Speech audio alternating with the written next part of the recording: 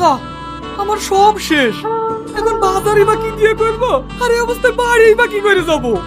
শালা টাকালে দিলে তাই বলে এভাবে পাঞ্জাবিটা ছেড়ে দিতে হবে? কি গো, তোমার এই অবস্থা কেন? আর বলো না, রাস্তায় দুটো চোর আমার পকেট মারতে এসেছিল। কিন্তু তুমি তো ভালো করেই জানো তোমার স্বামী কতটা বাহাদুর পুরুষ, তাই আমি পকেট মারতে দিচ্ছিলাম না। কিন্তু ওরা জোর করে ধরে পকেটটাও মেরে নিল, আবার পাঞ্জাবিটাও ছেড়ে দিল। সে তো আমি খুব ভালো করেই জানি যে তুমি কত বড় বাহাদুর পুরুষ। হ্যাঁ, যে রাতে প্রস্রাব করতে উঠলেও বউকে সাথে করে নিয়ে যেতে হয়। হইছে বিটি, তোমরা এভাবে চিৎকার করছো কেন? আর বলিসনি, তোর আব্বা বাজারে যাচ্ছিল আর দুটো পকেট মারে এসে তোর আব্বার পকেট মেরে নিয়ে চলে গেছে, আর বাবু কিছু করতে পারেনি। কি? আমার আবার পকেট মেরেছে? দাঁড়াও, ওদের আমি দেখাচ্ছি। আমার গার্লফ্রেন্ড হয়েছে এই অঞ্চলের টপ মস্তান, ওকে আমি এক্ষুনি ডাকছি। হ্যালো, তুমি কোথায় আছো?